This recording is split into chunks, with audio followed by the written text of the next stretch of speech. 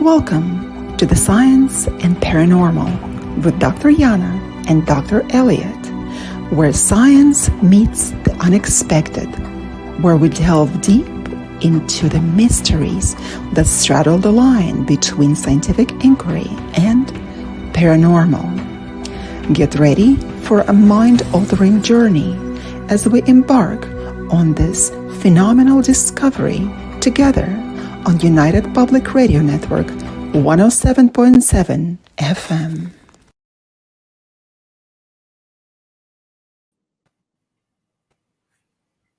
Hello, everyone. Hello, ladies and gentlemen. You are live with us as always, your favorite, fantastically favorite show, Science and Paranormal, with myself, Dr. Yana, and fabulous Dr. Elliot. Today, we have a fantastic woman on our show, Kim Moser. She is, in fact, the mistress of ceremonies. She is. On Dr. Elliot's symposium. Now, Dr. Elliot, would you present this fabulous guest that we have today? I certainly will. And we're broadcasting live from the United Public Radio Network, the UFO Paranormal Radio Network, 105.3 and 107.7 FM from New Orleans and also on Roku TV. Yes, Kim is an inspiring figure in the realm of paranormal research and folklore. I named her the 2024 Mistress of Ceremonies following her involvement from the 2023 Halifax Paranormal Symposium. She was absolutely fantastic there, and all the guests loved her and wanted her back. So now she has an even bigger role where she has the time to share all of her experiences. She was drawn into the paranormal because of another Nova Scotian folklorist named Helen Creighton, who wrote a couple of the original Nova Scotia ghost books. She also holds a business management degree from Holland College, her small vessels operator proficiency from Nova Scotia Community College, Nautical Institute. She was also been the host of not only her own podcast, Booze, but also on Eastlink's Haunted. And she ended up becoming a producer on that show. And it has run 13, 14 seasons, Kim?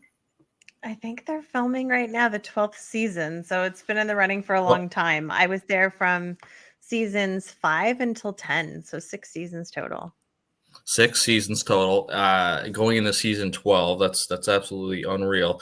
And Kim is also known for visiting some of the most haunted places in America. She's been to the Waverly Hills Sanitorium, the Conjuring House, the Lizzy Borden House, which I'm jealous of. That sounded like a really cool experience, and maybe we'll get Kim to tell us a little bit about that tonight. Yes. The Witch House in Salem, and she is also embarking on a trip. I'm sure she'll fill us in on later in the show down in the States on some more haunted locations. So looking forward to Kim's adventures. Welcome to the show, Kim. Very, very excited to have you. Why don't you start with telling the audience how you became involved in the paranormal? I get asked that question all the time. It wasn't an incident that brought me into it. But for you, it might have been a little bit different. You've had a few different experiences throughout your life. I have. Well, first of all, thank you so much for having me on the show. And that is quite an introduction. Thanks. You made me sound a lot better than what I really am. Anyway, how did I get into the paranormal? Well, like you had mentioned, I've always been really fascinated by a lot of the folklore here in Nova Scotia on the east coast of Canada.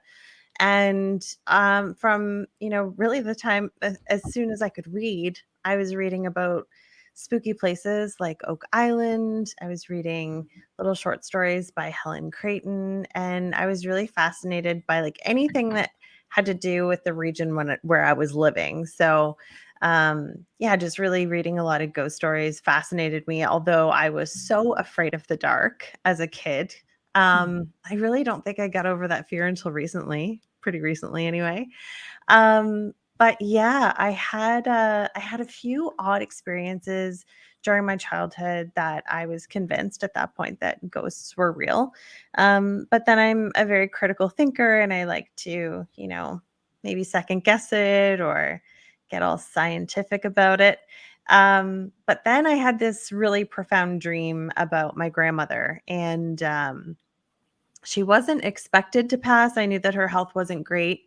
I knew that I was planning on going in to see her to kind of say my last goodbyes and stuff. My mom went in to see her probably about 2 or 3 days before she ended up passing, and she was like, "Kim, I don't know if you want to go in." She said, "She's really not doing well. She doesn't know my voice." And my grandmother had gone blind from a stroke about 10 years prior to that, so she couldn't recognize her to see her. But it's funny, my grandmother, because she went blind, she lived with us for a while, and she was in a nursing home by the time she had passed. But when she was living with us, I was kind of starting to dabble with Ouija boards, and she didn't like it. And she used to blame me. Now, she was kind of getting dementia and stuff at the time, along with her stroke where she went blind, but she would blame me for moving the light switches. So she would get really frustrated because she was like, she couldn't see. So she was, feeling around for things, and she wouldn't be able to find exactly where the light switch was, where she thought it should be. And so she accused me, because of playing with Ouija boards, that I had this special power and that I was moving light switches and doorknobs on her, which was terrible. Anyway, long story short, I had this dream about her, and my best friend and her boyfriend were staying with me that night, and I'd gone to bed. And when I woke up, my boyfriend at the time, when he walked into the bedroom, he had woken me up, and I was crying, and he was like, "What's your problem? What's wrong?" And I said I had a dream about my Mimi, and she had passed away. And he said, "No, it was just a bad dream. Go back to sleep." And I was like, "No, there's something so different about this. Like, I could smell her and I could see her, and she hugged me, and it was this all white background. And there are all these, sorry about the cattail. There are all these, That's tails. yeah, there are all these people around, and they were just having these little conversations with one another like you would at a party. And I was there with her, and she said, "I'm going now, dear." And I was like, "Okay, bye, Mimi. Love you." Gave her a hug, said our goodbyes. And when I woke up, I knew she was gone. And it was about 2:15, between 2:15 and 2:30 in the morning. And so my mother called around 7 a.m. and she said, "I wanted to let you know that your grandmother passed away last night." And I was like, "Mom, I already know." And of course, we were upset and crying and all that kind of stuff. And she confirmed the time of her death. She heard.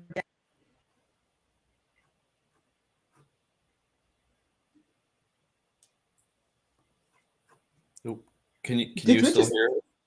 No, looks like we Oh. just lost you. Oh, you went on mute all of a sudden. Maybe a cat. Oh, Punch the button. Oh, I'm so sorry. There. back. We're good.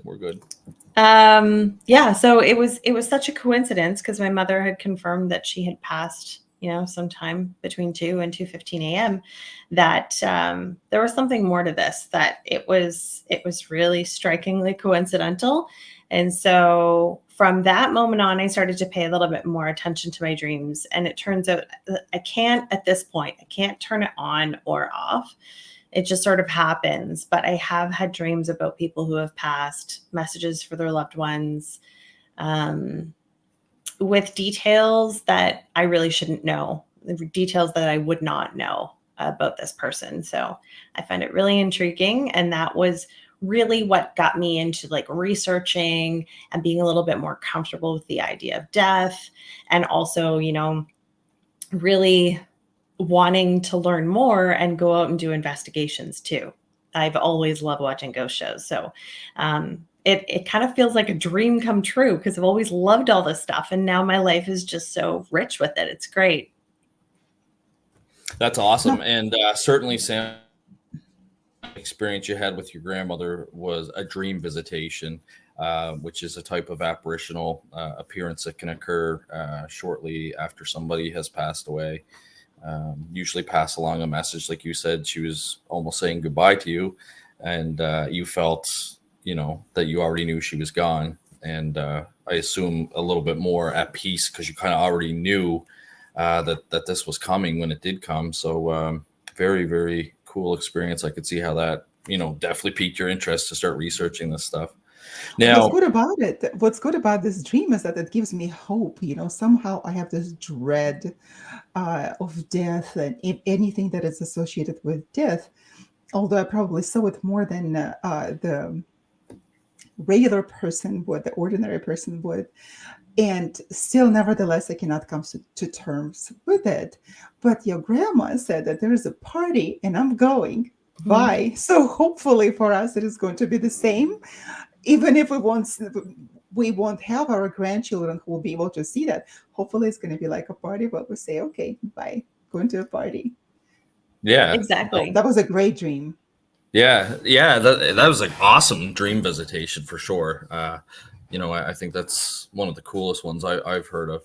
I will say too, what's really interesting, because you're kind of talking about parties and stuff, she was wearing her favorite outfit. Like I remember seeing her in like her favorite wool skirt and like the color, and like I could see the detail. I could see everything in this dream. It was incredible. That's wild. That's really So she cool. was getting ready. She prepared for that. Oh yeah, she was already looking her best, and she's like, "I'm going now, dear. Okay, love you. Bye." You said that she had dementia at the time, right? She did, yeah. But interestingly enough, that she did get prepared, and if you saw that dream, it was kind of you were speaking to her soul. So at that time, there's no dementia at the time. People somehow they get really conscious too, and conscious of their experiences and where they are at the moment. And so she got ready, and you saw her, and you spoke to her soul.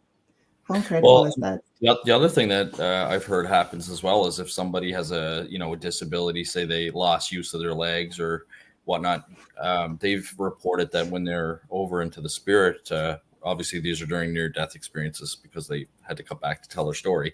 But when they're having their near-death experience, that they don't have that disability anymore, that they're able to walk and things like that. So it's those are really, really fascinating human experiences that we get to listen to and study.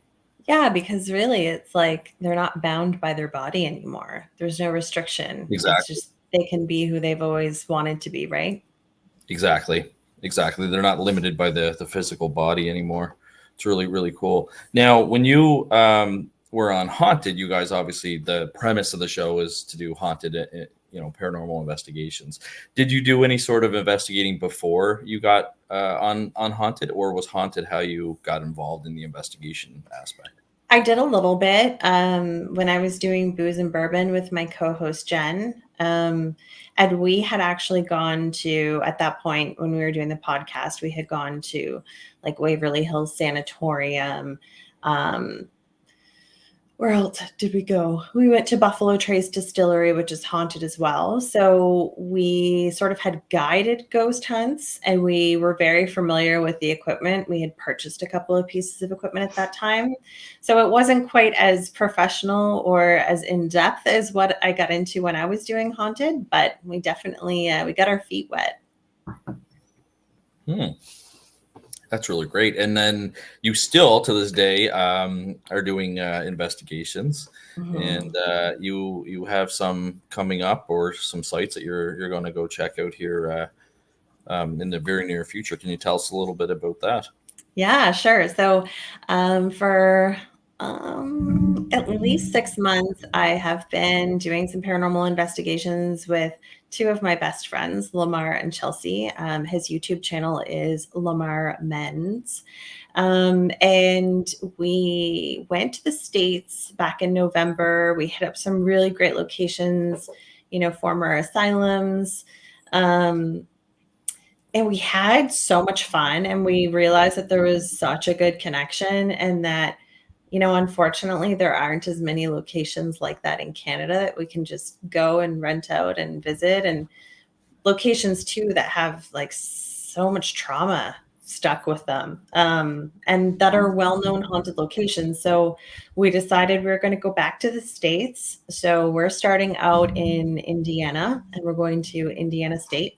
And we're also going to a haunted village called Billy Creek. And so the folks from Project Fear, which used to be Destination Fear, they've gone to those 2 locations. So I've kind of seen their investigations. So I'm really interested to see what happens to us when we go. And then we're going to go to Kentucky. We're going to a distillery that's rooted in a lot of bourbon history and was abandoned for 50 years. And the owner just started to revamp it and do renovations. And the day that he got the property, so the day that the older man who owned it signed over the deed, he passed away. So we think that's pretty interesting. We want to see if maybe we can contact him if he's still lingering.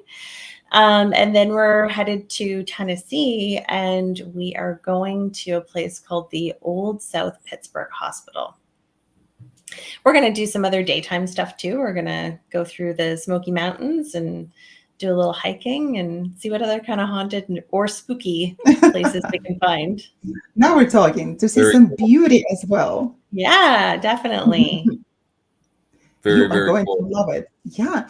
What's interesting about your experience and how everything is started is that a lot of people don't pay attention to their dreams.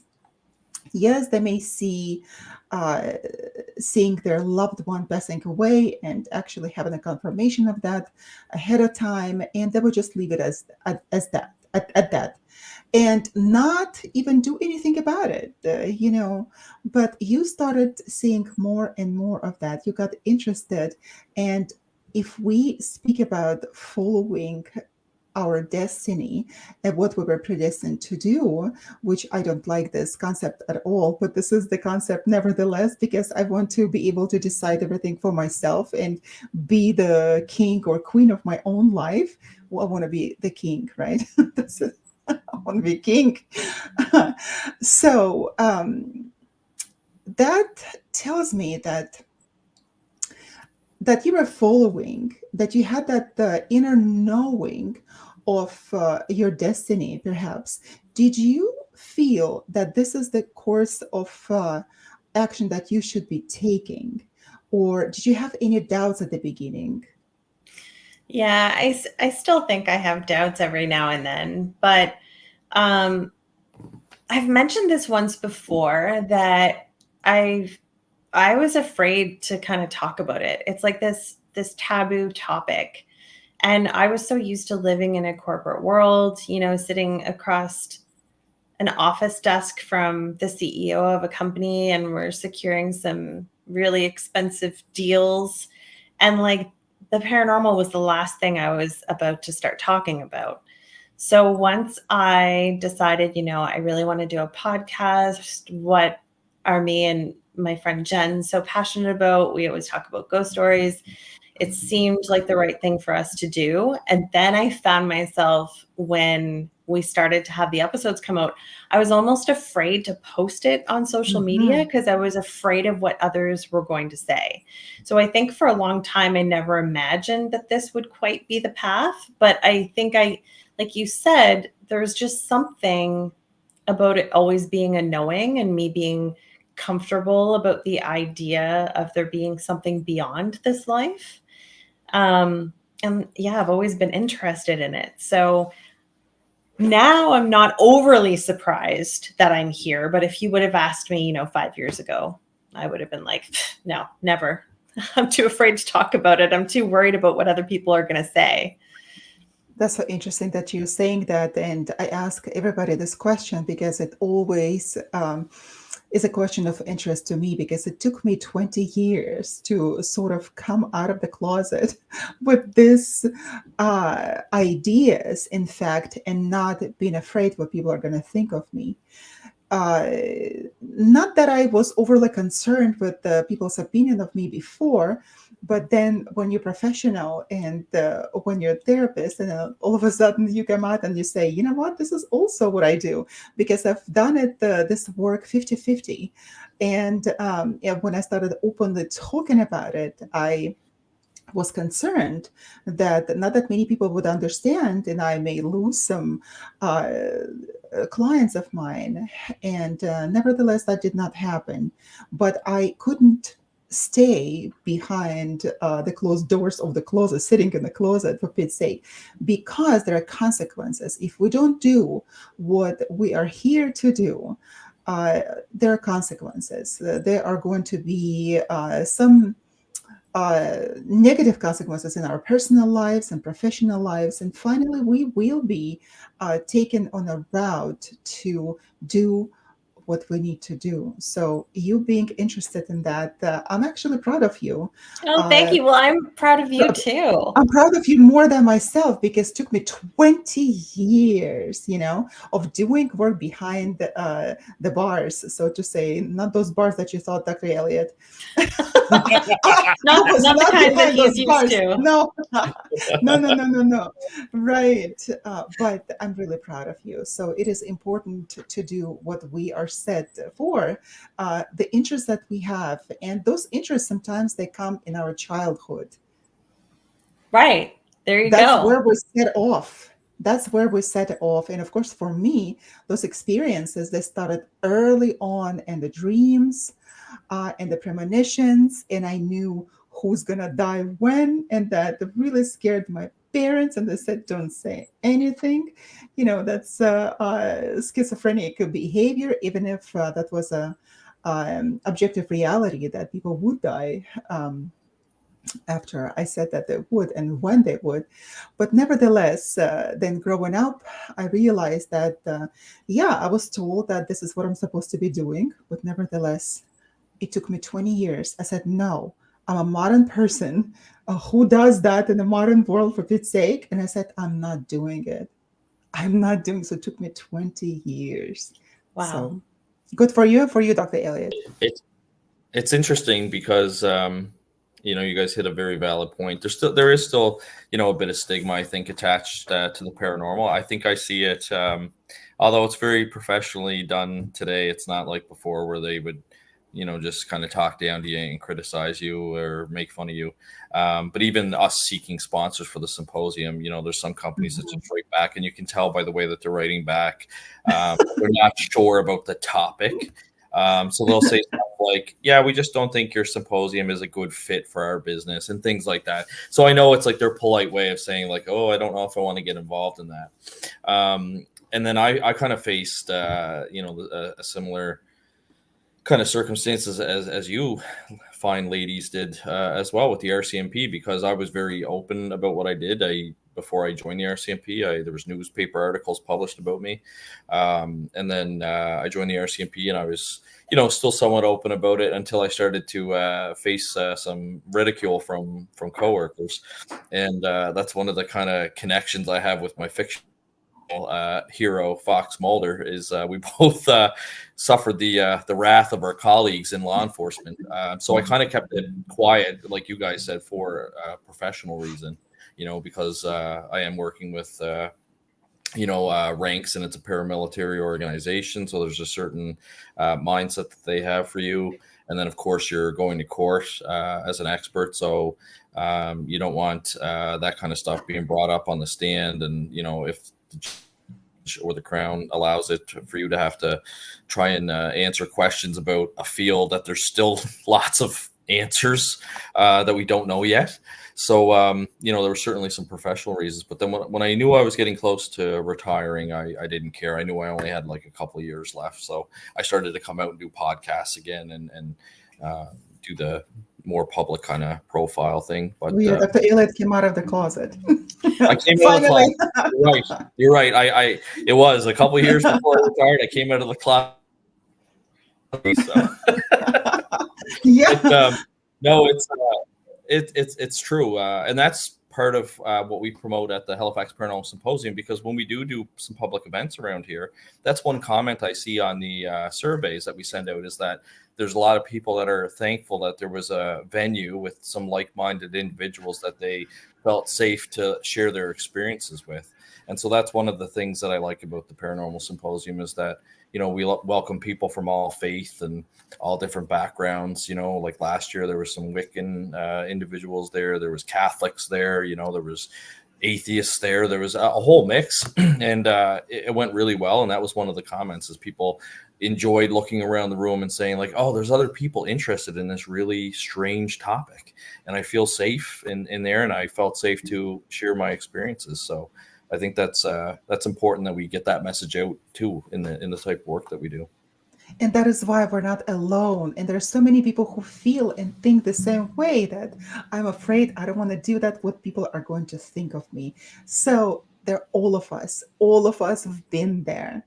So Absolutely. Kim, could you talk some about your court cases? I am so intrigued. So are you called to testify in some cases? No. So what cases are we talking about? No, sorry. I meant my cases. My your cases. Yeah, Okay. yeah. So that, okay, we have a person to testify in court. Yeah. No.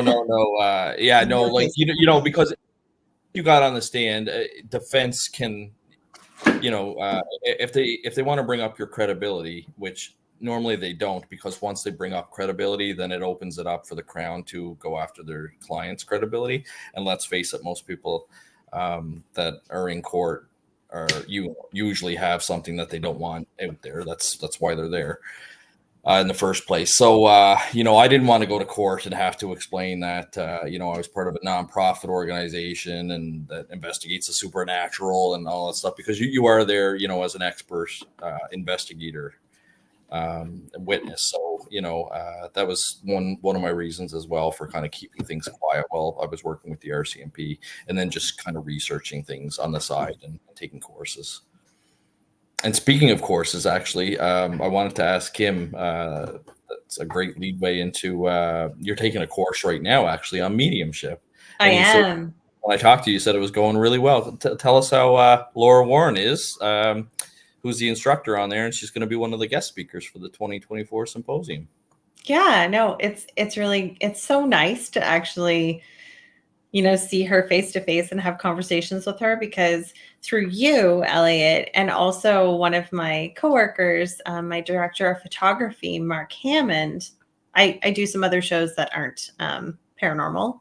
And so when I'm directing, Mark and I are very close. And he kept telling me, I was filming this one series called Sightseers, and my friend Laura, he's like, she was on the show, and he's like, you have to meet her sometime because the two of you are just going to click. And so then when we started getting connected because of the symposium, I saw that she was doing this mediumship course, and I was like, I absolutely need to be a part of this, because I feel like I've always known that I have a very strong intuition, and I've had these dreams, but I don't necessarily know how to open myself up, and if I have other gifts and all of that kind of stuff. So it's been really amazing, because every class she takes you through this meditation, and you really have to, think about all your senses. You have to think about smelling things and walking on grounds and feeling what it feels like under your feet and opening up your chakras. And once I started to do that, like every week, and I started to think about it, and I started to be actually like kind of quieting my mind when I think I'm getting a message. It's been incredible. I've been journaling almost every day. There's little coincidences that happen every day. My dreams have become really strange, so I write them down. So yeah, it's been a really great experience. What I've learned from her is that everybody has these gifts. It's just how you tune into everything.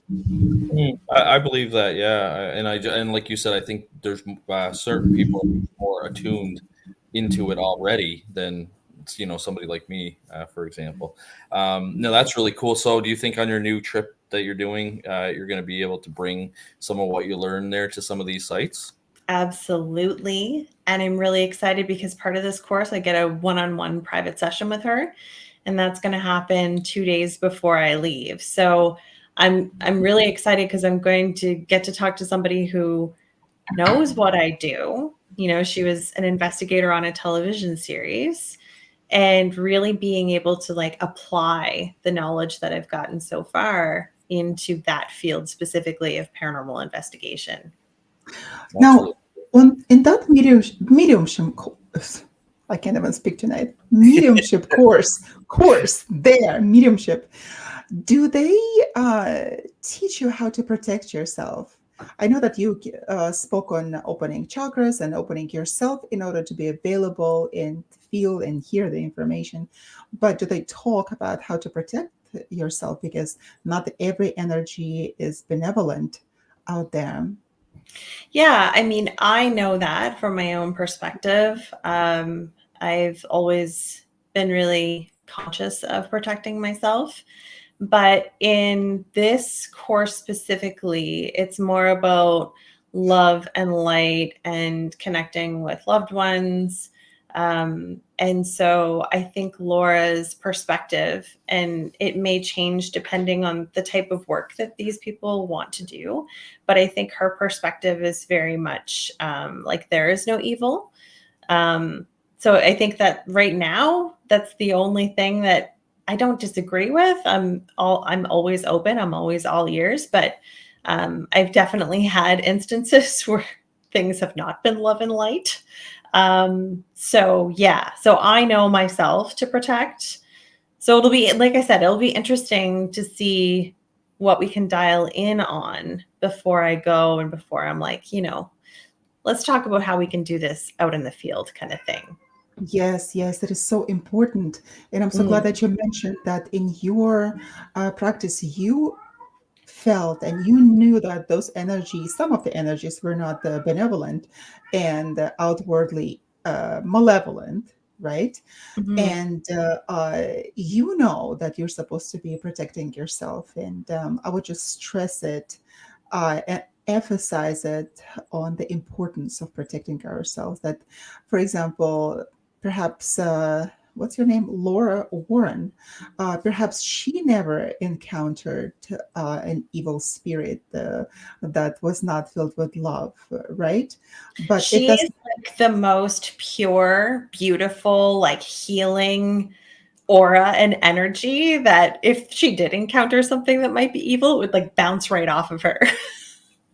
That is good. Of course, that there's no force that could destroy that kind of a power of love, right? But at the same time, not all of us are like that, and we are not all of us. Not all of us are protected by that love and the higher vibrations, right? So it is important to listen to yourself, like you said. Yeah, but in my practice, not because you are not filled with love and light. You still are, because you are a beautiful, friendly person with a soul full of light. And nevertheless, it does not depend on you, the existence of the evil and malevolent energies in the world.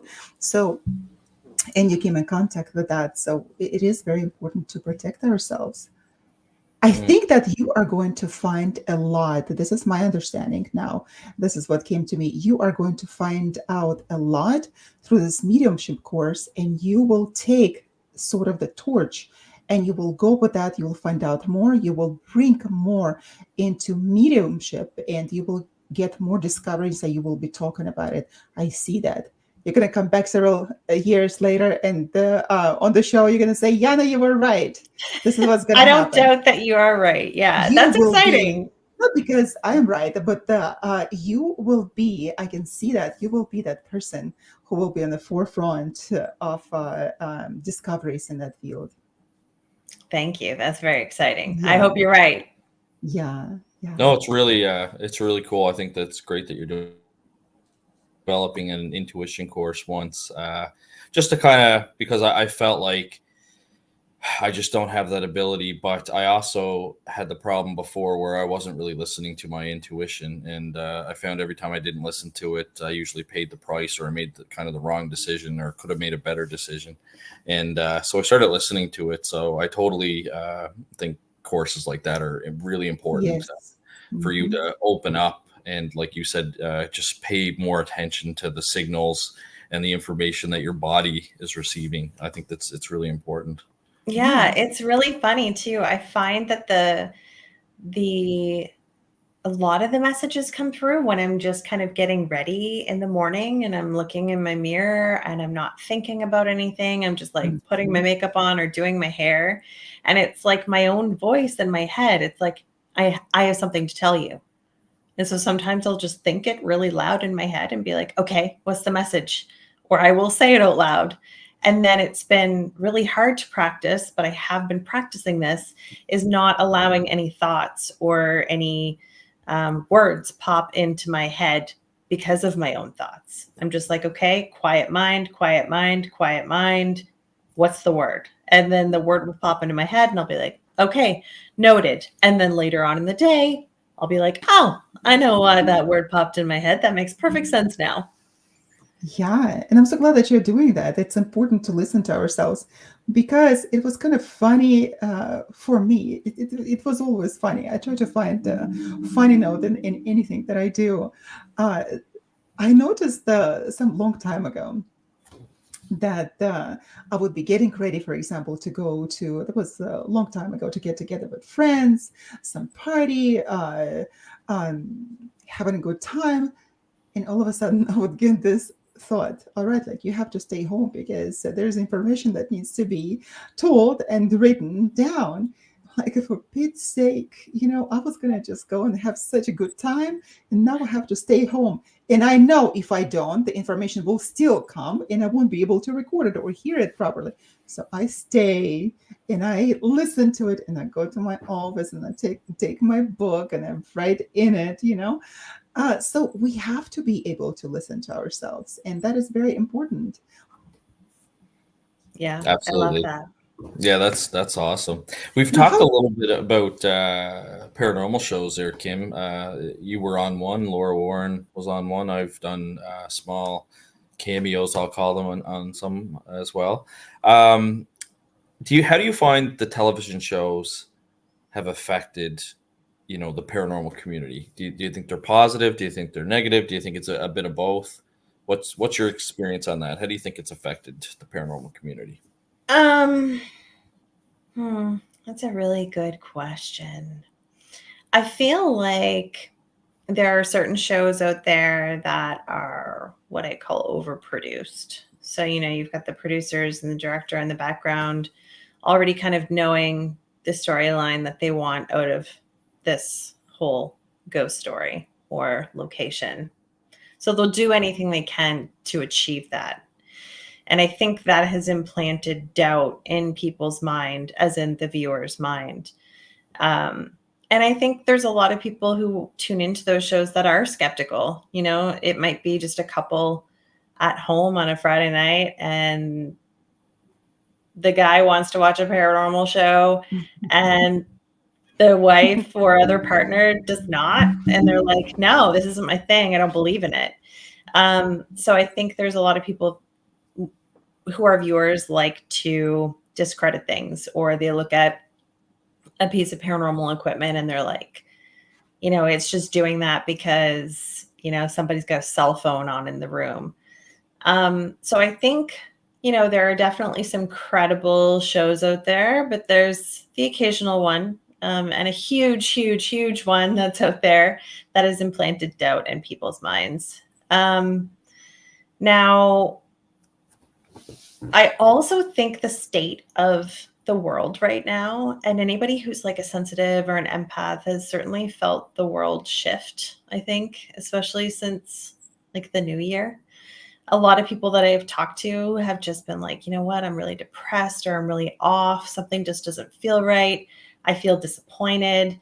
And I don't know if COVID was the start of all that for a lot of people, but I think, with the turmoils and the wars and all of this going on, that some people feel like this isn't the world they signed up for. And I think that has instilled this feeling in people where it takes a lot for them to get scared. So I think that's kind of where this trend of demons and really dark, lower vibrational entities have kind of taken over, because people aren't really scared of like your average ghost show anymore. that make sense? How interesting. I did not even think about it. Well, Yeah. that answer was not what I was expecting. I don't know. I was expecting, something else, but I thought that was a very powerful message that you provided, because it does hit on a few things that could possibly be happening. Like you said, I was actually surprised once at an event. I asked people, we did a public ghost hunt for Esterfest, and I had asked people at the end of it, I said, how many people thought that tonight was going to be like on television? People there, and I think only one person raised their hand, and the rest said basically that they don't believe in the paranormal shows and they know it's all done for dramatics. And I was actually very surprised, because in the paranormal investigator world, you often have this belief that people think what they see on TV is real, and then that's how they're going out and doing things. And there are some people that will say that I learned everything I know off the Travel Channel or whatever. But for the most part, yeah, I think people more skeptical, and I totally hear what you're saying as well about the current it does seem, again, I'm not a medium or anything like that, but it does seem like this year is like a very depressing year. Like the weather hasn't been that great. Our politics up here in Canada is not that great. I'm sure in America people would think probably the same. Although ours is really, really bad. And there's just like the cost of living, and like people don't have money, and like half my friends are working 2-3 jobs now. So there's definitely, a big shift coming along. And like you said, they almost have to top it now on TV, because our lives are so miserable right now. How do you top that? And how do you bring out more fear in people? And we have seen that trend of the shows going down the demon road, and they need a scare every 3 minutes and things like that. So it's almost, sometimes life is way stranger than fiction, and I think we're kind of true in that period this year where our lives are crazy as it is, so we don't need to watch a ghost show. Yeah. It is a ghost show by itself. Yeah, no, I thought that was a really, really interesting answer. I've thought about it a lot. No, I thought that was really great. I wasn't expecting that. Now, with the next question, how do you find TV portrays the investigations compared to doing it, properly and with using the scientific method and doing like a proper parapsychological investigation? Yeah, it's quite a contrast.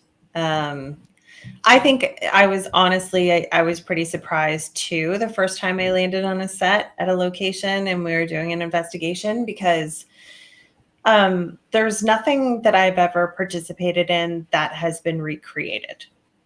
And with that being said, there's a lot of behind the scenes stuff, like what people don't see in order to get evidence and get all the best views and everything is the entire film crew setting up like night vision cameras, setting up all these different camera angles, figuring out which rooms they're going to do the first night, which rooms they're going to do the second night, if they need to take what they call B-roll, so interior and exterior shots. And as an investigator, sometimes you're sitting there waiting for the cameras to roll on you, and you're like so antsy and you're so excited just to kind of get everything going. Or if you're a medium that's on the show and you're already getting messages, it's like so frustrating because you just want to blurt out all this information, but you can't. You have to sit there and you have to wait. So that was really eye-opening for me. And then also, just trying to figure out which people are going to investigate together. And, you're talking to the film crew and you're like, okay, which camera angles are going to work here? And, they may make a suggestion. Hey, so-and-so downstairs, I don't know if you heard this conversation, but they were talking about a Hillary. So maybe, if you find the name Hillary, that will be interesting for us. So yeah, there's quite a difference between just going with your friends or going for research purposes and logging everything. Sometimes, the ugly side of it too is if you're part of the crew that has to listen to all of the audio and all of the, EVP recordings, that can take like 12 hours or more. And that's the stuff that the viewer doesn't see. So there's kind of like the not so pretty and polished behind the scenes things that you have to do to either get really great evidence or have a really great show. And besides, that could be really boring, right? From their point of view. Exactly. Who's going to want to watch that? Well, yeah, exactly. And that's a sensation.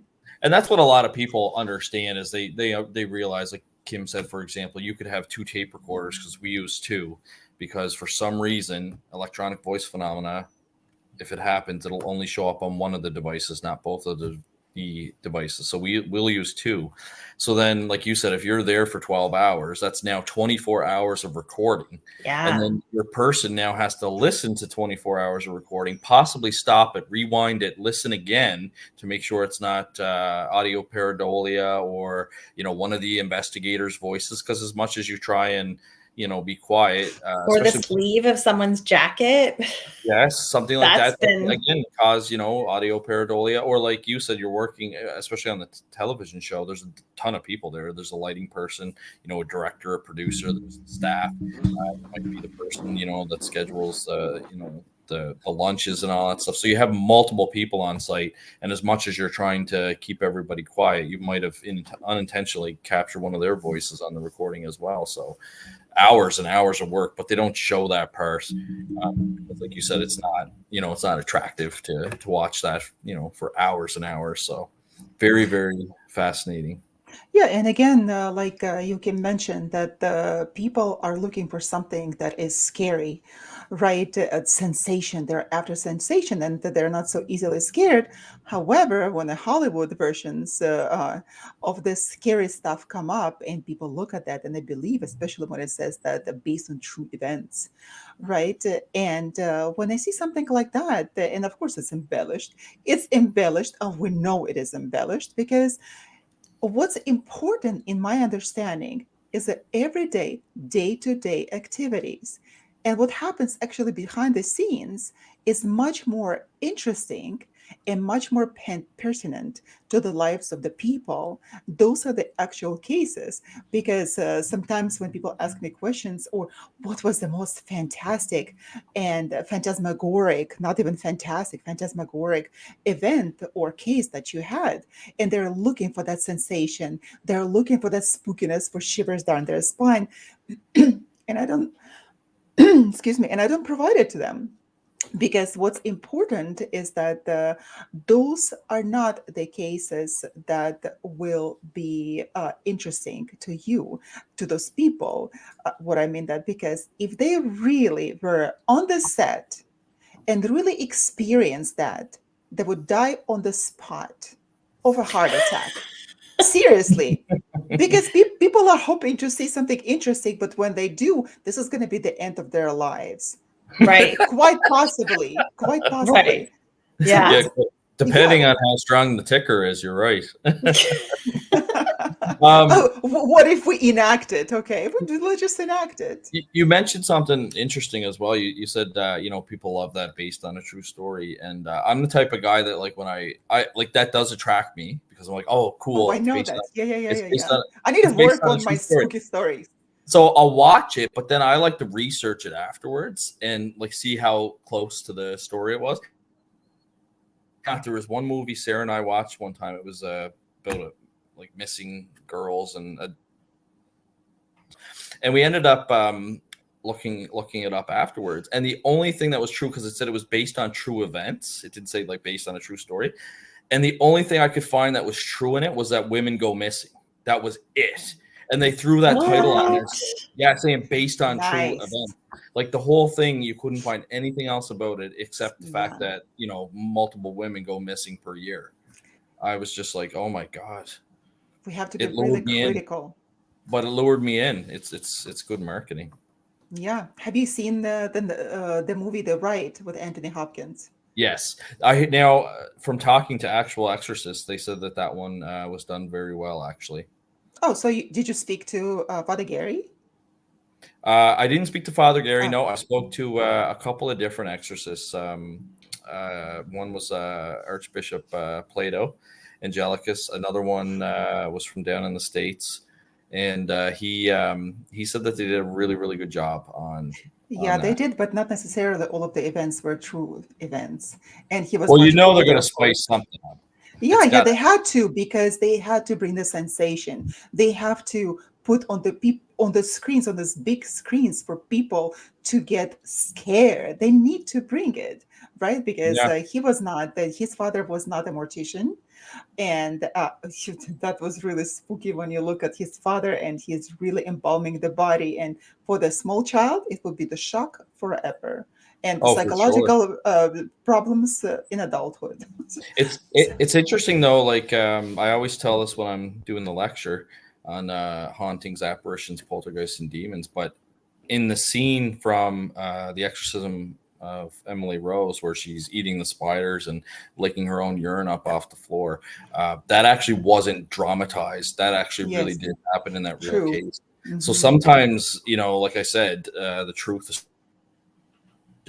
And it would be really cool to see a really talented movie producer and obviously director of arts and all the different titles that come with the movie, but to take a story and film it so that it still is scary, but it's only based on like the true events, and it's all in how you do the cinematography and the lighting and things like that. I think that would be really cool to see how close they could get it to becoming a very sensational movie, but without over dramatizing the actual facts.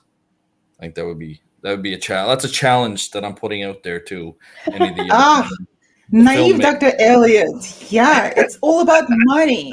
It's all about money. Of course, an ideal world that probably would have happened. And like you said, we get $500,000, right? And we would make the documentary. Maybe That's then right. we can do that, Yeah. right? So anyone out But there wanting to make a paranormal documentary, Dr. Yana and I are interested in that. that would be Email. true to the events. Seriously, guys. So Speaking of come and documentary, sponsor us. we're at the a little bit over the top of the hour, but this is Science and the Paranormal, broadcasting live on the United Public Radio Network, the UFO Paranormal Radio Network, 105.3 and 107.7 FM in New Orleans and Roku TV. Tonight, our special guest is Kim Moser from Nova Scotia. She is an awesome paranormal investigator, and she's our mistress of ceremonies for the 2024 Halifax Paranormal Symposium. And just a beautiful woman also, in Oh, addition to thank everything else, you. people. Yeah, we should not Can I forget. talk to you guys every day? Come on over. Yes, come on over. Once a week. What are you talking about? We don't provide us free compliments every single day. On Tuesdays only. On Tuesdays. Okay, Come on Tuesdays. I'll take it.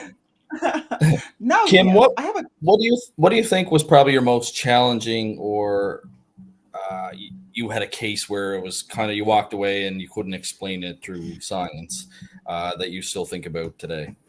Yeah, there's a few. There's definitely a few that it's like one of those things that you can't just really shake from your mind, and it just continuously makes you question things. I think the first time that I was really kind of like had my socks knocked off was when I was in an investigation, and I was slapped like from behind, and you could hear the sounds, and I like lunged forward. And then shortly after that, I was feeling like cobwebs and stuff all around my hair. And in the video, you can see like the bottom part of my curl kind of lifting up towards the ceiling. And I had like a full on meltdown. I was screaming, nearly crying. I couldn't contain myself. And then we went back and we looked at the footage again, and we were like, oh, Kim, you're wearing a leather jacket. It sounds like two hands hitting you on the back of the jacket. I'm like, yeah, that's exactly what it was. So that messed with me a little bit for a while. It was one of those things that I couldn't stop thinking about. And then I had a pretty crazy experience. More recently, it happened in November. It didn't happen to me personally, but I was in the room while it happened to my friend Chelsea. She, was holding a camera, and we were in this room, and I don't want to say like we were antagonizing anything. We certainly weren't, but we could feel that there was like just kind of a really heavy, intense, almost angry energy kind of happening. So I had kind of made this suggestion like, okay, let's get out of this room. And when we get out of the room, Chelsea's talking about how her back is burning. So I'm like, okay, well, let's look at your back. And so we looked at her back, and there was a massive scratch all the way up her back. And like I saw where her hands were the whole time. And I thought, okay, like I don't think that's friendly and that's normal. So, you know, I go down this rabbit hole of like, what was that? And then I find out that there's so many other people that have gone to that location that have a very similar scratch mark somewhere on their body, whether they wake up with it or they get it during an investigation. It's a very common thing. So, you know, sometimes my little critical / skeptical mind is like, ghosts don't exist. And then something like that happens. And I'm like, well, that's not even a ghost. Like, what is that? So yeah, there's been a couple of things that really stick out for sure. I'm going to see if I can find the photo for you and just flash it here on the screen so you guys can see it too. Now, those two places, what was kind of the history of them? Were they negative kind of hauntings that were not that I'm aware of? Really? They were just, you know, little haunted houses with no great crazy history. The first one is actually an inn, and it's in the valley. And then the second one is also an inn. It's a bed and breakfast. It's been featured on Kindred Spirits and a couple of other shows, and it's called Greystone Manor. It turns out there may be a lot of unmarked graves on the property. And they also think that the property used to be a speakeasy, and there was like horse racing. So who knows? After a big night of drinking, who knows what could have happened? Here's the photo of the scratch. Oh yeah, you can see that pretty clearly from. And then just to give you like a point of reference, like that's how big it was on her back. Wow. So it's quite large. Wow. And it was like really raised. It's almost like a bit of a horseshoe kind of look to it. Almost. It's like a hook, and we think that it started from the bottom and ended over here. Interesting. Yeah. But the interesting thing about it, like you mentioned the hook, one time I also had an experience similar to that, and it was a long time ago, and I was 17 at the time, and that experience was really scary to me. I saw a crazy big yellowish grayish hand with long nails, dirty, slapping me right in my face on my left cheek. And I got so petrified. Who would have done it? And I'm in the room alone, and I went to look at myself in the mirror, and I could see this 4 fingers. And at that time, I was 17, I was living with my parents, and I came and I showed them. They were so perplexed. And then I told them what happened, because they asked me a question, said, what did anything happen just recently that would bring that on? And because they believed me every time that I would speak up of this kind of occurrences. So what happened is that probably a couple of weeks prior to this taking place, I had one person actually offering for the 3rd time to teach me black magic, to teach me all these dark sciences. And that was the 3rd time I said no. And that was, I'm sure, his way of just like either punishing me or just showing me. And I said no, because I did not choose that path. I could have chosen either path. And of course, I chose the path of a light. Yeah. And with this kind of abilities, you might as well turn dark. And even now, people who are of the light, they can also use their powers for the negative circumstances, of course, but that they choose light, of course. That's why we have to be very careful with those people who possess all these abilities, because if you drive them nuts, and so many people try to do that, it is so interesting to me that people, a lot of them, they don't understand that trying to be negative and trying to push and push and push, break all of the boundaries and limits, they don't understand that even if you do that with just a regular person who doesn't have any understanding of the energy and how to direct the energy, right? That person can get angry, right? And especially with people with abilities like yours, Kim, right? Yours, Dr. Elliott, right? With the ESP, we are able to direct our energy. And don't they think that we are able to turn it the other way? And that would be the negative way. We just choose to live in the light. So this is very interesting. And of course, I avoided that kind of uh, apprenticeship.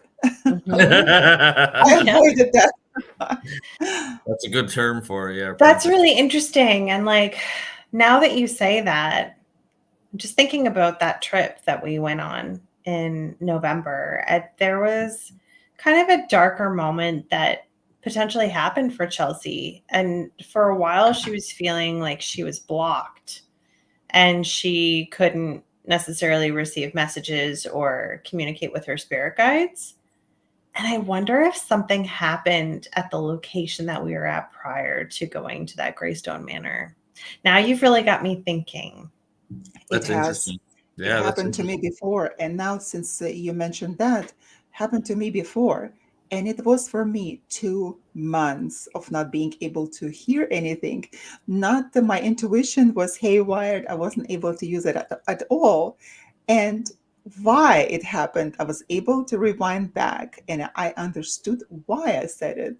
So at the time, I was speaking with a friend of mine, and we were talking about how the evil spirits can deceive you, right? And at that time, I don't know what gotten into me, and I got so either pride or something, and I was just laughing. Sometimes I have to keep that humor just to myself. And I said, they're going to have to work much harder in order to deceive me. And oh my God, people, that was 2 months. I did not know the difference between light and darkness. I knew nothing. It was so bad. They showed me. They showed me, because usually with this gift, you can see between the spirits, where darkness, where is light, when people are lying to you. And it's easier to live this way. However, I did not know. I could not distinguish anything, couldn't hear anything. It was really bad up until I had to go to a group of people they prayed for me. They prayed for me, and they were non-denominational, and they were able to get it out. And those were just the two other women, and they were praying so hard for me. But I did not know what to do, because that was the pride. I'm sure that the prideful moment, and not that we have to banish pride. This is what the Christianity is teaching us to do, but we have to be really cognizant of what we say, for Pete's sake, because I said that, and bam, they knew how to do it. Yeah. It's amazing. Yeah. It's amazing that you found those people. What happened to her could be the same thing. And plus, those two hands in the back on your leather jacket could also be probably a call for help, maybe for your attention, because you have the abilities, you have the ability to see, and they know who can see them. Right. I've been told that a lot from people, that have the strong mediumship abilities, is that they almost have like a beacon, or their aura gives off something that attracts spirits to them, because they know that they can communicate with them and can hear them. So that's really, really interesting. Absolutely. But I would have turned around and I say, yo, hands off me, hands off, don't touch me.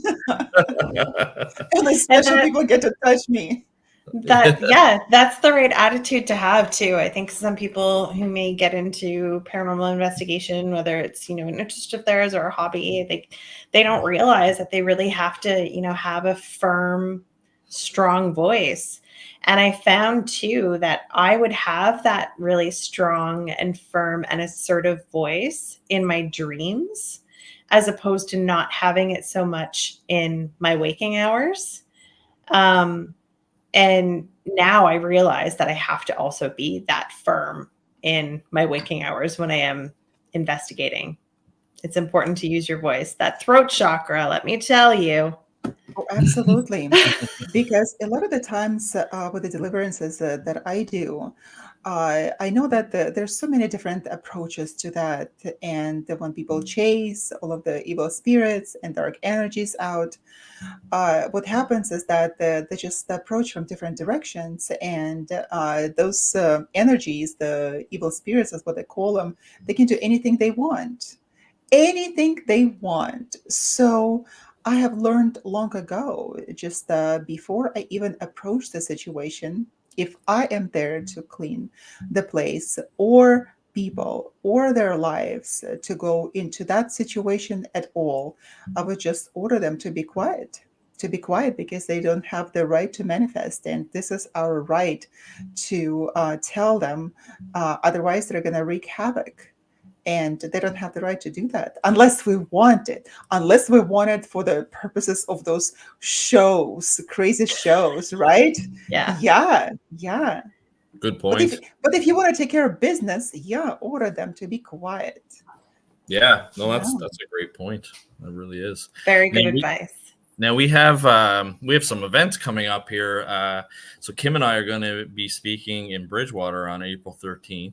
It's Saturday night for anyone in Bridgewater, Nova Scotia.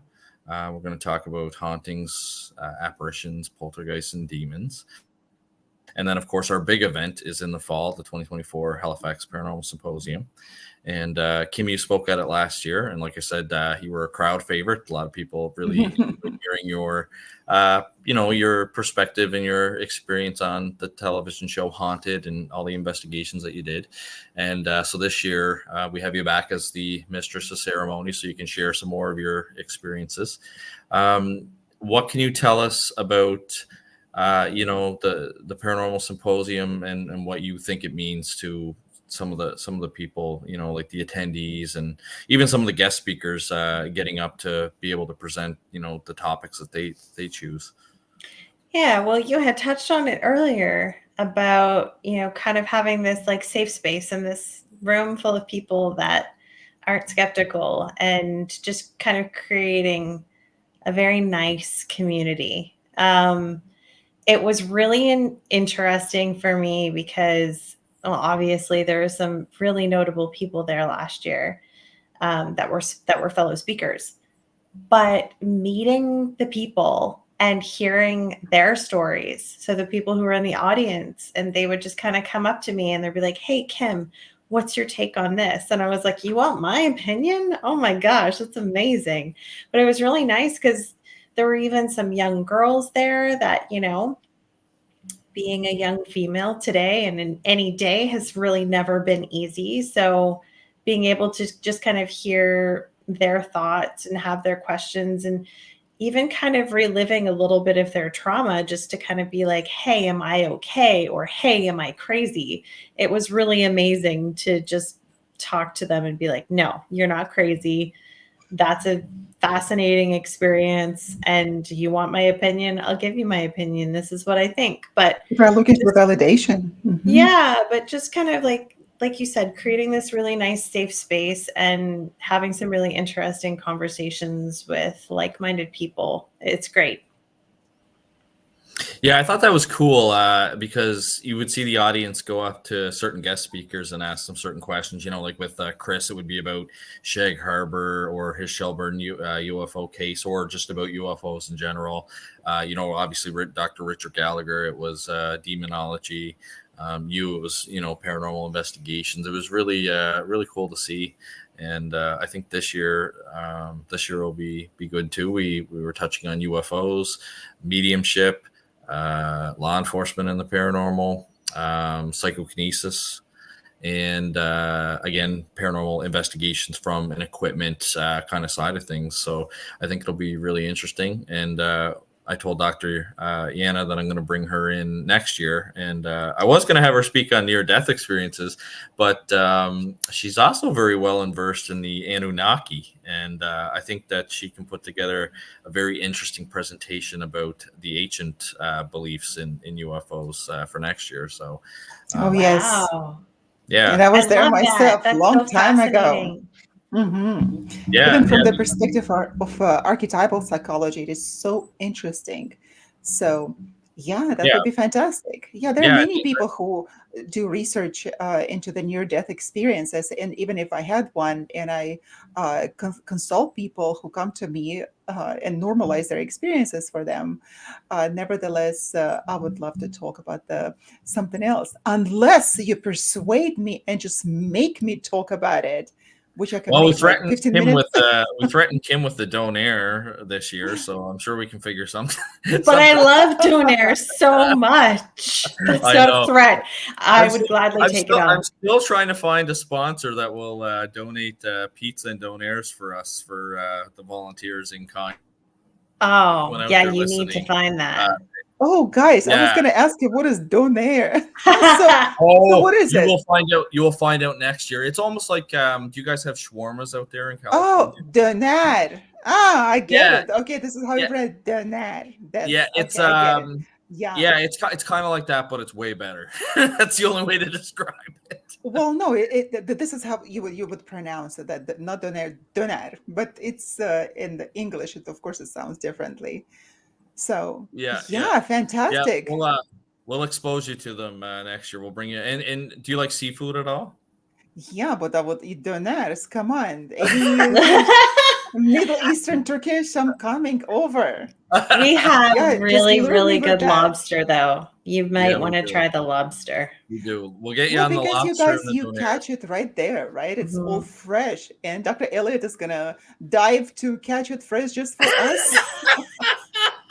I can't wait to see it. I don't know if I agree. And it's gonna be in November. You'll be diving to catch it. Oh my god, that's too funny. Yeah, but I'm up for it. Yeah, no, it's great. Hopefully we see some people that attended last year. So far, I think the names, because it's still early on. It's only March 27th now because it's past midnight here. It's still March 26th for Yana. We're in the future over here on the East Coast. But no, it's still, 7 months away. And I think the names that have come across that have bought tickets are new people this year. So, I mean, that's also really great. But it would be really cool if we could keep this kind of going. And I know even Chris Stiles said that he was quite impressed by it last year because it took the show many years before they could move it out of the Shag Harbor Community Center there and have it at the Rod Grand Hotel in Yarmouth. And, we went straight out of the gates and went very nice hotel. They just won an award, actually. I saw. Yeah, I saw that. Yeah, so very, nice, classy hotel. And did our first event there and we're successful. So, we're pretty happy about that. So hopefully we continue on and make this an annual event. You're not putting people in haunted hotels? What's up with you? No, Put them all in haunted hotels. They have a first-hand experience. Last year, what I wanted, and she's always my voice of reason. So last year, after the symposium, I was thinking it would be cool to do like a public ghost hunt. Like we could sell a couple more tickets to support the symposium and do like a public ghost hunt. And she's like, Elliot, I don't know if you should do that. Like that's a lot to do. Like run a full conference in the day and then another public event kind of afterwards. I was so glad I didn't because I was exhausted by the end of that day.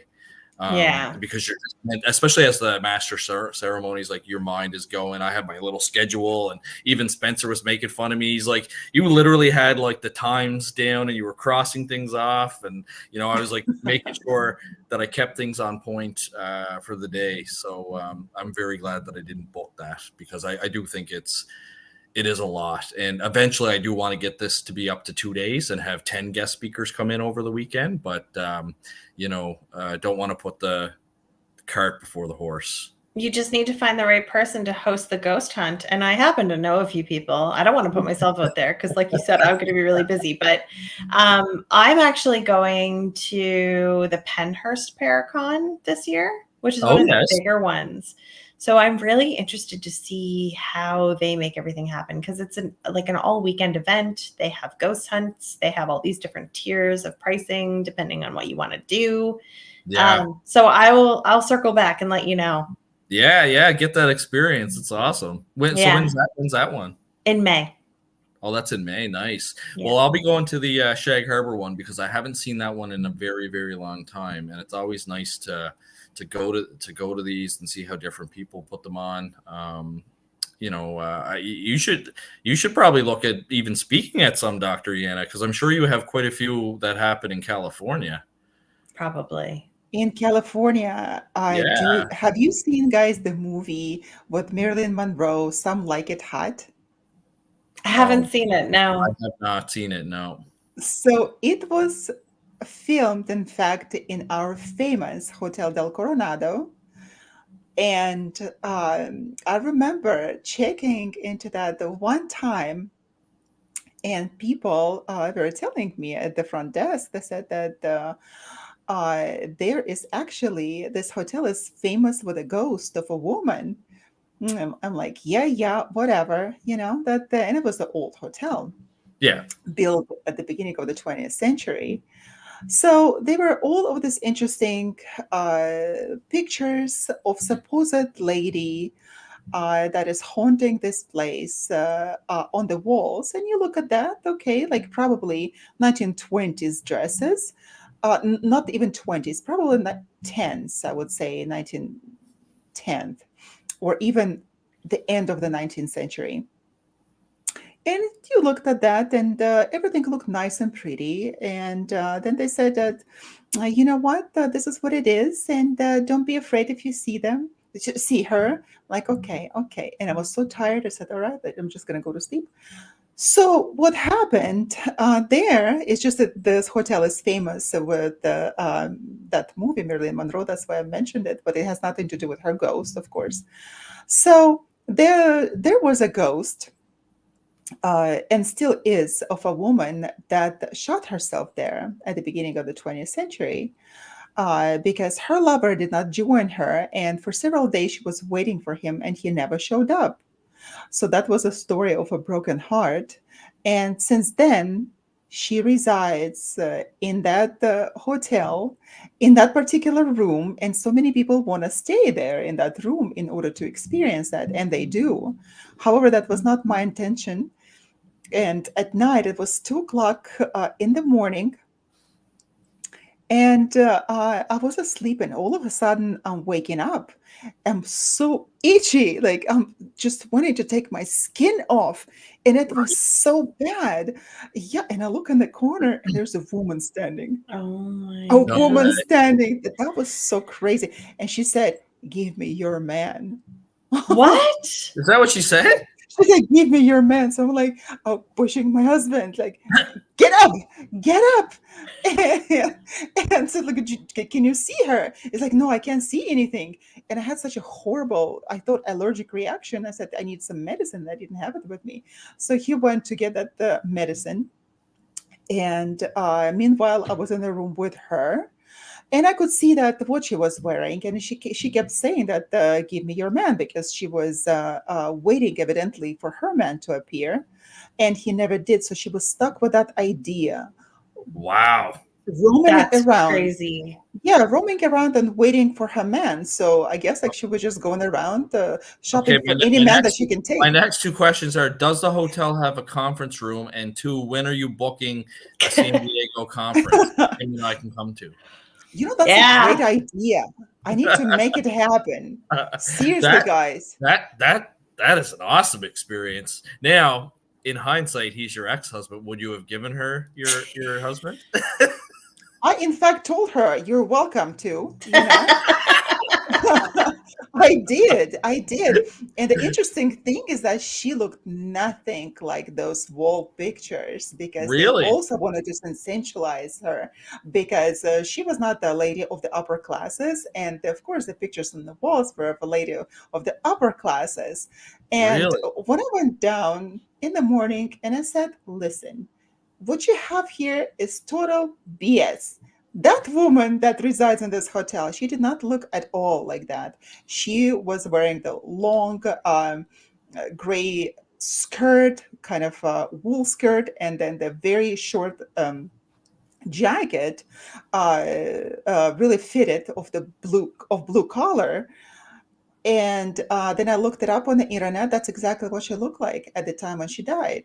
No way. No way. So, yeah, and not that many people know about it. So that's such a great idea, Elliot. I need to, in fact, go and Oh, sensationalize it there. totally. And we'll rent the room, but that'll be the after party room. After, Absolutely. yeah, that is a great And if idea. anyone's got a man they're trying to get rid of, they get to sleep there. Exactly. Ladies, bring your husbands, boyfriends. That's crazy. Wow. That's a great story. That's an amazing story. I love it. Yeah. Yeah, so That's really cool. evidently Well, she's hopefully you have some experiences on this upcoming trip, Kim, and maybe we can have you back on some point, and you can I tell would us. love that. Or, Yeah. yeah, and if you get anything really cool, I'll be watching your social media, see if you post it. But how can our viewers get in touch with you? Do you have a website that you prefer they go to, your Facebook page, or follow your? I know you're on Instagram, TikTok. Yeah, so I'm on Instagram at Kim's Darker Side. Also, you can find me on YouTube, Kim's Darker Side. But yeah, if you just want to reach out or anything, all my contact information is on my website, which is Kim Moser, KIMMOSER .info. Perfect. Awesome. and That's so great. interesting is that we see such a light, beautiful side of you. And if we want to find out the darker side, we go and watch that. That's where I talk about all things spooky. As the box are below. Yes, exactly. What was That is- what was the last video you posted? The Ouija board one? The Ouija Or boards? the what's your favorite haunted location one? Okay, I think the last one I saw was the Ouija board one. Mhm. Yeah, which was really interesting. So, what is your take on the Ouija board? Well, Time at the lectures, when I'm talking about demonology. I personally don't think the Ouija board itself is evil. I guess, it can bring forward some more evil things, but I don't think it's any more evil than any other paranormal device that you use to communicate with the dead, or even your own mind or your own third eye. That's certainly not evil. So I just kind of find it funny that everybody, chastises the Ouija board. Yeah, that's how I feel about it too. I do think it's a tool. I think it can be used to communicate. I only ever had the one story about it, and it was kind of a positive one. But we had one as a kid. I didn't know that my mother took it and allegedly had it blessed. And I don't even think allegedly. I think she actually did have it blessed. Wow. And we decided to use it one day because we couldn't find the television remote, and we had used it myself and my siblings, and it kept saying UTS, which doesn't make any sense. So we're like, UTS. So we started thinking, well, maybe it's under the stairs, because we used to play underneath the stairs, a wine cooler. So we went in there and checked. It wasn't there. Then we thought maybe under the sofa. So we checked underneath the couch, underneath all the couch cushions. Then we actually thought underneath the sink, because there's a bathroom, sink down in the basement. So we went and checked there, and it wasn't there. And then the next day, my sister was playing at her toy kitchen, and underneath the sink of the toy kitchen, the TV remote was there, the UTS. So and then that's the only time the board ever worked for us. It never ever worked at the end. That's the only experience I had with it. Now I do think the stories about people, pouring gasoline on it and burning it, and it shows up the next day in pristine condition on their kitchen table. I don't buy into those stories. I've never seen anything like that, in the 27 years that I've been doing this. But I do think, like you said, the danger lies in the communication part, because we're not sure who we're talking to. Well, Dr. Elliot, you have the Ouija board, and I know that you do. I do. You have it there right under the couch, right on the bed. You keep it. I do have one, and he's underneath Joe the haunted monkey. Why don't you just burn it and see if that's going to come back? I know. I've got a couple strange things in my office, which is, yeah. I've never had anything happen, though. I try and tempt fate, I guess. I do it for research purposes. Me too.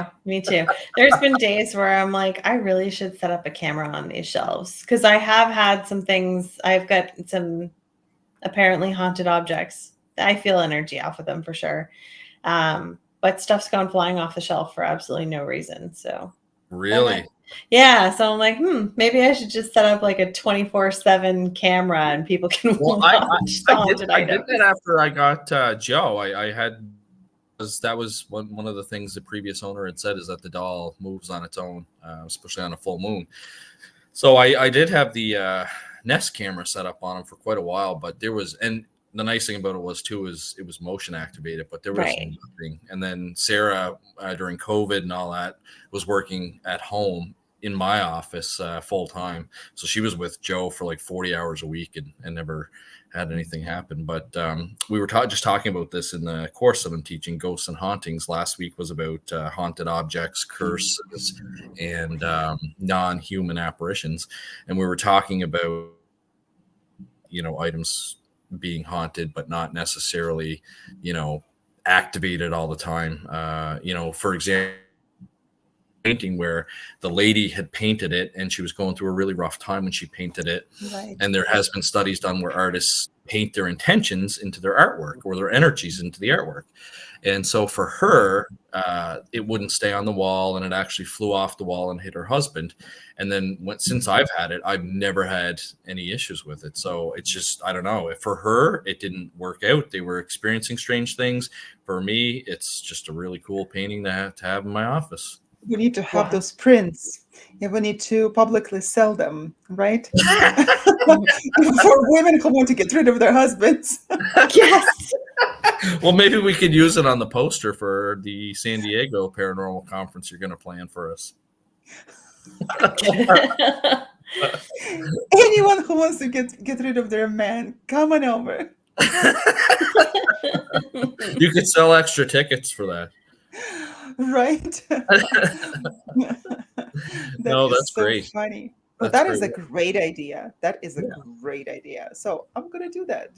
Yeah, look into it. I definitely come. That'd be cool. Yeah. I've been dying to get to California. So me too. I haven't been. Good excuse. Well, that is settled, guys. That is a fantastic idea, because it was in my mind it has been on my mind for such a long time, probably for the past 5 years. So now that you've spoken about it, it brought it up. So I made a huge note with so many exclamation marks. So I'm going to do that. You might have a bunch of East Coasters invading you out there. Yeah. We made a pact, guys. We'll show you a good time for sure. For sure. Come on over. I started Canadian invasion. Apparently I say for sure a lot, Kim, and now I have Vienna saying it, and then she's been saying it to other people, and now they're saying it. Southern California is now speaking this way. For sure. Oh my gosh, we need a revamp. Do you guys watch Saturday Night Live, and do you know the skit The Californians? I do watch Saturday Night Live, but I don't think I've seen the Californians. It's an older one, and they talk like, surfer kind of people. So when I see For Sure come up on a new revamp of the Californians, Elliot, I'll know you've hit it big. That is funny. We're gonna find you a board of Dr. Elliot, and you're gonna go surf. Yes. For sure. Right there, for sure, in front of Hotel Del. I don't know how good I'll be, but I'll give it a try. We'll teach you. We'll teach you. Oh, that's awesome. That is going to be so great. Well, guys, okay, well, that is decided. I'm so excited. Kim, thank you so much for sharing your incredible experiences. Thank you so much for having me on the show. Yes, I learned things from you, and it was just really great. Thank you for allowing me to tell everybody my truths. Yes, and when you go on that trip in the United States, don't take anything from those American ghosts. Just tell them off. Hands off. So that's it. Ask who it is and what they want, and but there should not be any unwarranted touches. And if there are, they have to be gentle, for Pete's sake. So, but we have to ask. And get some evidence. I can't wait. I can't wait. For the evidence, exactly. Yes. Great. So, looks like next time we will have Dr. Oh my God. I'm just stressed out. I'm so happy. I've been having too much fun tonight. Dr. Joseph Dillard. Dr. Joseph Dillard. I have to come back to reality, right? Oh, I remember that conversation. It was great. Speaking about the dreams and dream sociometry. So that would be the first part. And the following Tuesday, he will do an interview on Dr. Elliott, and he will tell us his utmost secrets that he sees in his dreams. So we're going to get to look into his soul. Yeah, so you don't want to miss it. Yeah. Come, everyone. Come and listen. Episodes. Yeah, you got to tune in for those, for sure. For sure. And move to California, guys. That's awesome. Well, thank you so much, Kim, and thank you everyone out there listening. This was Science and the Paranormal, and we were broadcasting live from the United Public Radio Network, the UFO Paranormal Radio Network, 105.3 and 107.7 FM in New Orleans, and also on Roku TV. We had Kim Moser tonight, excellent guest. And if you guys have any questions for us, email us at scienceandtheparanormal@ppri.net. Visit us at scienceandparanormalpodcast.com, which we'll have to change that soon. But yes. Well, have a good night, everyone, and sweet dreams. And don't make us look into your dreams. It's for the next week. Good night, everyone. Good night. Good night. Good night. Bye. Bye.